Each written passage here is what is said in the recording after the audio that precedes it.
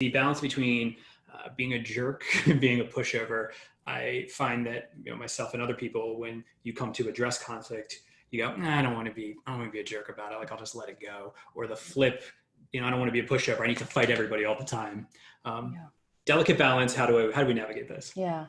I'm a big advocate of approaching conflict with compassion and kindness. That I think instead of thinking about, am I going to get my way? I think we really focusing on the process. How can we get through this conflict together? Right. So rather than thinking of the other person as the adversary or even your counterpart, I know I used that language earlier, but thinking of them as your partner and trying to solve the issue. Right. So if you think about, there's you and there's me, I often like to say there's like a third entity, which is the problem. And you all are on the same side of the table trying to solve that problem. So if you can think of yourselves as partners in doing that, you're going to approach it with much more compassion and kindness in doing that.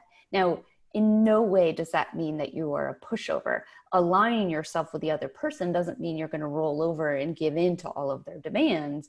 But if you can think about, how do we do this together, you sort of don't have to worry about being a jerk or being a pushover. You have to think about, how do we both get our interests and needs met without without harming each other in any way.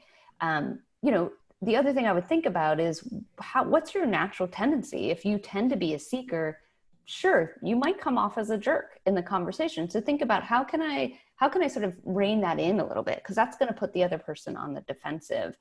There's another chart in the book of when you're a seeker and when you're an avoider, and when you're dealing with a seeker or an avoider. I think it's like page 45 or something. I'll find the exact page number if people are interested. But this is sort of aligns with this jerk or pushover, framework as well. So if you're a seeker and you come in usually guns a-blazing, be careful about that, right? How can you give room for the other person to make sure you're hearing their interests and their needs? Because the goal isn't to just bulldoze. The goal is to come up with a solution that everyone can live with. Likewise, I have a lot of avoiders who say, well, if I were to push harder on this, if I were to make my needs explicit or to demand something, I fear I'd come off as a jerk. It's rare that avoiders come off as jerks, to be quite honest, because their natural tendency is not to do that. So you can lean in a little bit, think about your seeker colleague. How would they express their needs in this conflict? How would they push for what they need and adapt a little bit of that style? Chances are you are not going to come off as a jerk. And first and foremost, like I said at the beginning, really think about kindness and compassion, not just toward the other people involved in the conflict, but toward yourself during the conversation. The more, again, you can soothe that ego, stay in your rational mind, access that prefrontal cortex, which is responsible for rational thinking, the better the conversation is going to go, and the more likely you and the other person will get what they need.